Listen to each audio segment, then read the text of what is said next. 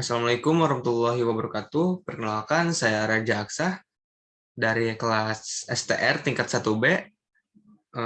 Di sini saya akan sedikit menjelaskan tentang dinamika pelaksanaan Undang-Undang 1945. Tidak lupa, saya juga dibimbing oleh dosen pembimbing, yaitu Pak Anwar Aulia. Nah, langsung saja. Pertama,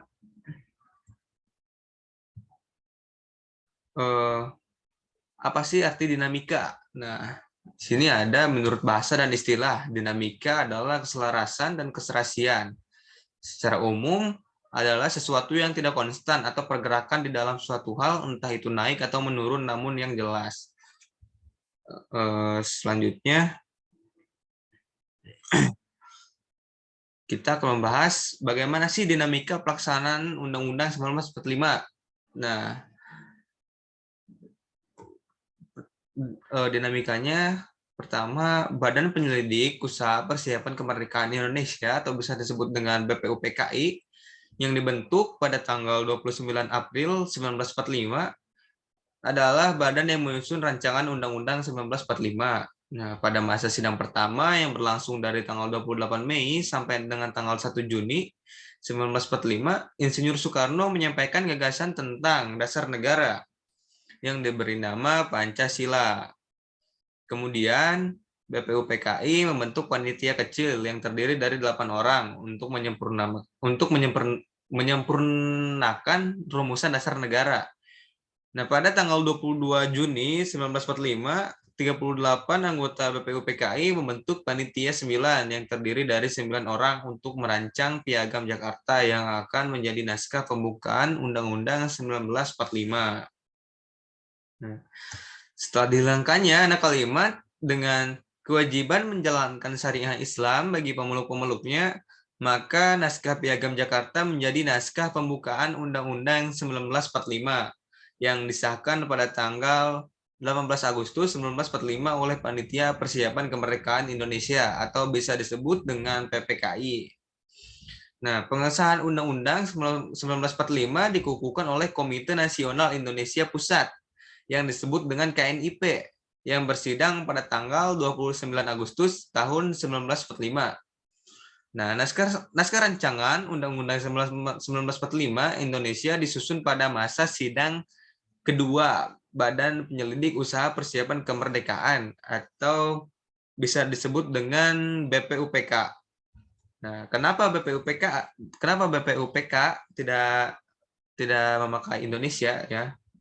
Akhirnya tidak memakai kata BPUPKI. Cuma hanya memakai BPUPK. Nah, karena nama badan ini tanpa kata Indonesia karena hanya diperuntukkan untuk tanah Jawa saja. Nah, di Sumatera juga ada BPUPK untuk Sumatera. Nah, masa sidang kedua tanggal 10 sampai 17 Juli tahun 1945. Pada tanggal 18 Agustus 1945, PPKI mengesahkan Undang-Undang 1945 sebagai Undang-Undang Dasar Republik Indonesia.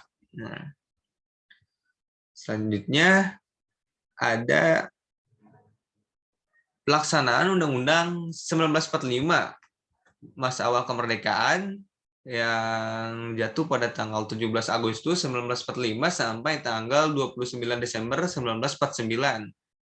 Nah, yang pertama itu di awal kemerdekaan anggota KNIP yang mendukung demokrasi gelisah dengan kekuasaan presiden yang begitu besar diberikan undang-undang. Lalu mengusung gagasan pemerintah parlementer biarpun undang-undangnya presidensial. Yang kedua, KNIP pada tanggal 7 Oktober 1945 mengeluarkan memorandum yang meminta Presiden segera membentuk MPR dan agar KNIP berfungsi sebagai MPR sebelum terbentuk. Kemudian Wakil Presiden pada tanggal 16 Oktober 1945 mengeluarkan maklumat Wakil Presiden nomor 10 yang isinya bahwa Komite Nasional Pusat sebelum terbentuk MPR dan DPR diserahi kekuasaan legislatif dan ikut menetapkan GBHN serta membentuk badan prakerjanya atau badan pekerjanya. Yang keempat, Wakil Presiden pada tanggal 3 November 1945 mengeluarkan maklumat lagi yang isinya kebebasan membentuk banyak partai. Nah, Selanjutnya tanggal 14 November tahun 1945 terbentuk kabinet pertama berdasarkan sistem parlementer atau demokrasi liberal dengan perdana menterinya yaitu Syahrir. Sekali lagi ya, biarpun undang-undangnya tetap Undang-Undang 1945. Selanjutnya mulai tanggal 29 Desember tahun 1949 sampai 17 Agustus 1950 terbentuklah negara RIS dengan konstitusi undang-undang. Barunya konstitusi RIS atau bisa disebut dengan KRIS. Lalu mulai 17 Agustus 1950 terbentuk NKRI kembali, tapi dengan konstitusi yang berbeda, yaitu UUDS tahun 1950. Selanjutnya kita masuk pada masa Orde Lama, demokrasi terpemimpin, yaitu pada tanggal 5 Juli 1959 sampai 11 Maret 1966. Sesuai amanah ya Undang-Undang Dasar 1950 bahwa harus diadakan pemilu dalam waktu dekat dan merumuskan undang-undang tetap daripada UUDS 1950.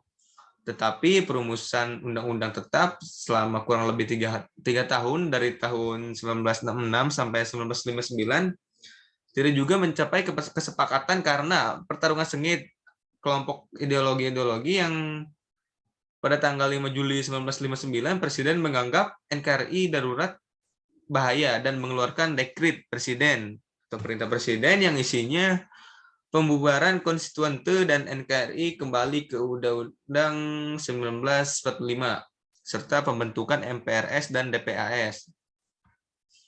Setelah masa Orde Lama, keluarlah masa Orde Baru pada tanggal 11 Maret 1966 sampai 22 Mei 1998. Peristiwa yang terjadi pada pertama masa Orde Baru pertama di akhir 1965 dan awal tahun 1966 terjadilah krisis atau perpecahan politik dan ekonomi yang parah. Yang kedua, puncak perpecahan politik adalah terjadinya gerakan 30 September 1965 atau bisa disebut dengan Gestapo oleh PKI. Kemudian krisis politik dan ekonomi menyebabkan lahirnya Tritura. Tritura itu 3 tuntunan rakyat yang isinya turunkan harga, bubarkan PKI, bersihkan kabinet Trikora dari unsur PKI. Yang keempat, pada akhirnya melahirkan surat perintah 11 Maret atau bisa disebut dengan peristiwa Super Semar dari Presiden Soekarno kepada Letjen Soeharto supaya memulihkan keadaan yang centang perenang. Kemudian pemerintahan Orde Baru awalnya berhasil membawa stabilitas politik, keamanan, dan ekonomi, sampai akhirnya menjadi otoriter dengan merangkul ABRI. Setelah masa Orde Lama dan Orde Baru, muncullah masa reformasi pada tanggal 22 Mei 1998 sampai sekarang. Nah, di masa reformasi pertama, pertengahan 1997, gelombang krisis moneter melanda diikuti krisis ekonomi, politik, sosial, dan HAM. Kepercayaan hukum yang parah terbuka dan terbendung. Nah, sejak tahun 1997, semua mahasiswa dan segenap elemen bangsa di seluruh Indonesia demonstrasi tak berkesudahan. Kemudian tuntutannya tidak lain dari supremasi hukum, pemberantasan KKN, pengusutan pelanggaran HAM berat, pelucutan peran dui fungsi ABRI, dan desentralisasi otonomi daerah. Setelah itu, puncaknya rejim pemerintahan Orde Baru yang otoriter dan korup jatuh pada 22 Mei 1998.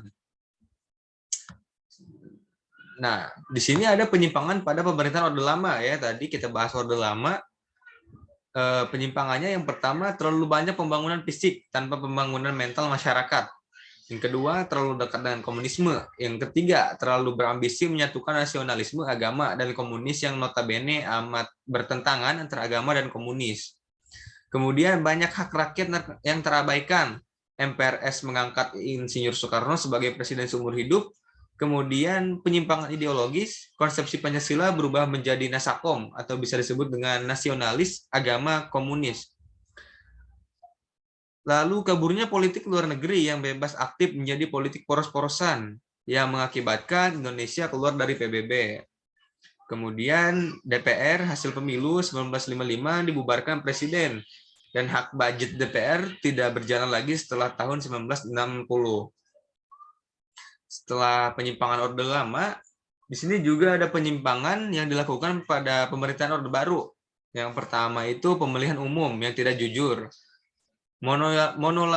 Monoloyalitas, pengekangan kebebasan berpolitik bagi pegawai negeri sipil untuk mendukung partai politik. Kemudian intervensi pemerintahan terhadap lembaga peradilan, pengekangan kebebasan mengemukakan pendapat yang mengakibatkan penculikan aktivis. Lalu format politik yang tidak demokratis, maraknya praktik KKN, pembatasan partai politik, dan kebebasan pers. Nah, tadi setelah kita bahas dari masa Orde Lama, Orde Baru, dan masa reformasi, dinamika pelaksanaan Undang-Undang 1945 ini bisa disimpulkan. Pertama, dalam proses kemerdekaan negara Kesatuan Republik Indonesia sangat dibutuhkan sistem yang mengatur ketatanegaraan yang dimengerti oleh rakyatnya serta penyelenggaranya. Yang kedua itu pembuatan Undang-Undang 1945 sebagai sistem ketatanegaraan memerlukan proses yang sangat panjang, dimulai dari awal kemerdekaan sampai pada saat sekarang ini, yaitu reformasi. Telah banyak dilakukan perubahan maupun amandemen demi kesempurnaan suatu undang-undang dasar. Nah, setiap pasal dalam tubuh Undang-Undang 1945 sangat mempunyai makna yang tergandung di dalamnya. Juga telah banyak kejadian yang menjadi bersejarah demi mempertahankan Undang-Undang Dasar 1945 sebagai fondasi bangsa Indonesia. Yang terakhir adalah penyimpangan yang terjadi pada masa pemerintahan Orde Lama menyebabkan banyak rakyat yang kehilangan haknya dan penyelewengan terhadap Pancasila pun terjadi. Nah, sedangkan penyimpangan yang terjadi pada pemerintahan Orde Baru menyebabkan rakyat kehilangan kebebasan dalam berpendapat. Dan praktek KKN pun terjadi yang berakibatkan membuat banyak rakyat kecil semakin menderita akibat banyak pejabat yang melakukan KKN. Nah, mungkin hanya ini saja yang bisa saya sampaikan. Kurang lebihnya mohon maaf, dan jika salah mohon dimaklumi. Sekian dari saya. Assalamualaikum warahmatullahi wabarakatuh.